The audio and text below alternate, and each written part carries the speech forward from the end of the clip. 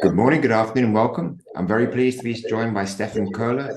Stefan heads the Commodities business and trade finance business at UniCredit. UniCredit, as most of you will know, is Italy's largest bank by some way, a big behemoth of, I think, over $28 billion revenue. So welcome, Stefan. Thank you for joining us.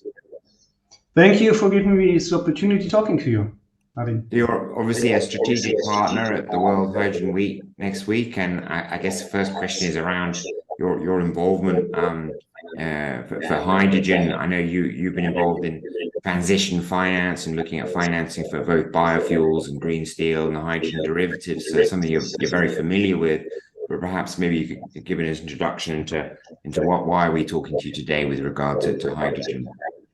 Yeah, look, I'm with UniCredit now for a couple of years, and for many years, I've always focused on advising enterprises on financing structures and financing instruments. But early on, I realized that the way how we look at companies and how we look at markets will change or is to change because of the transition and the need to decarbonize virtually everywhere. And this, in my view, is a super opportunity. It is not only a burden with a lot of investment, it offers a lot of opportunities. And it is simply, in my view, the future, how we look at companies and the future of banking. And therefore, I decided, let's move into the transition finance business of this bank, with, as you mentioned rightly, focusing on transforming brown to green, hydrogen derivatives, biofuels, and in particular also green steel. Yeah, and you mentioned both challenges and opportunities. Maybe sort of start with the challenges. I mean, clearly hydrogen is an early phase of maturity. We've seen a huge wave of interest over the last few years, and people are now expecting projects to achieve final investment decisions. So I guess there's, with any new industry, there are increased risks. It's not an established industry. There are new technologies being broken. There are new links in the value chain that need to be fully formed. How are you, as a bank, looking at these challenges and helping your clients, get across the line and get commercial financing?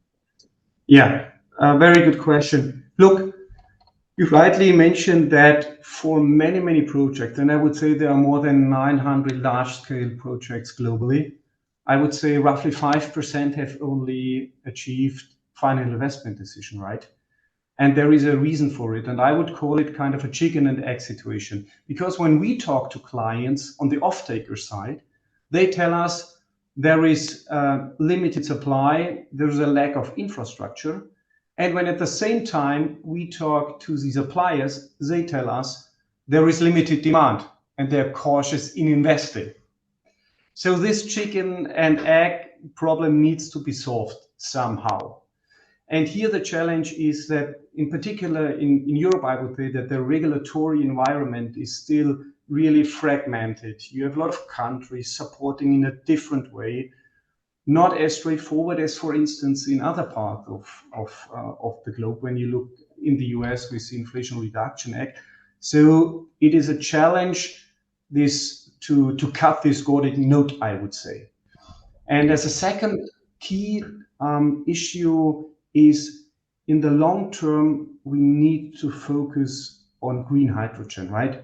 I think this is undoubtedly. Yeah. But when we need green hydrogen, we need tons of investment in renewables energy production, solar, wind. And as long as we have a delay here, we cannot progress on the green hydrogen side as fast as we should do. And this is a challenge where I would say it has brought some delay already. So we are behind where we should be, in my view. But still, it is not too late. And when we come to the opportunities going forward, we need a lot of investment. I recently talked to my team. We assume roughly 350 billion in investment in electrolyzers only in Europe. In total, we talk about trillions, of course, but this is a super opportunity for debt and equity investors.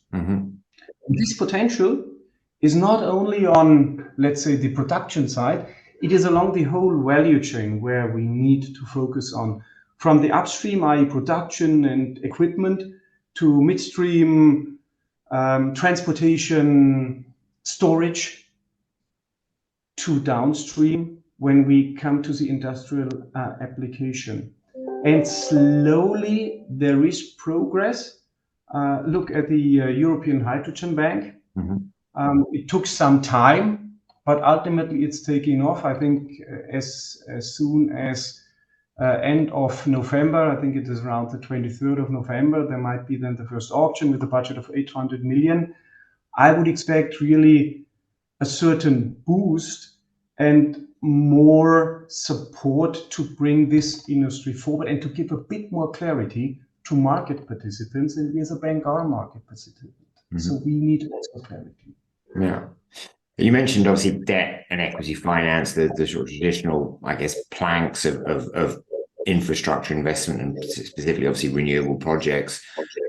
You're obviously responsible for commodities and export finance. How is UniCredit approaching the hydrogen market, and what sort of specific solution sets are you offering your clients and discussing with them? Yeah. Look, what we have done over the last years, we have really built up expertise, industry expertise in this field, hydrogen, green steel. Not only with bankers, no, with industry experts. And we have, as a starting basis, top league tables position if it comes to loan, bonds, and equity capital markets. So combining industry expertise with financing expertise, access to debt and equity markets, public and private markets. This is where we at the bank can really add value to our clients. What we recently have done also against this background is, given that governments and SSAs are pivotal to kick it off and to accelerate this development, we have merged the ECA business of this bank into the transition finance business of the bank. So now I'm responsible for both, and this allows the first-class advisory from the transition with a lot of experience in first-class advice on governmental support being combined to an even better advice to our clients. Yeah. And if I may say, last but not least, we invested heavily in M&A to allow our clients to get the port along the whole value chain, from M&A to financing, public, private, debt, and equity. Gotcha. I think this is a really good proposition we have as UniCredit. Yeah, certainly sounds comprehensive and impressive to see that you've been involved for a number of years and have been I guess far-sighted in setting up your lines of credit and speaking to your customers. So we thank you very much for your support of World Hydrogen Week, and we look forward to meeting you face to face next week. They've got a huge audience coming, and we hope to be able to push some more projects across the line and help partners meet and get projects financed. So Stefan, many thanks for spending your time this morning, and I look forward to meeting you next week in Rotterdam. Thank you so much. I wish us all a very, very good conference and a very good outcome for all of us. Thank you so much. Thank you. Bye-bye.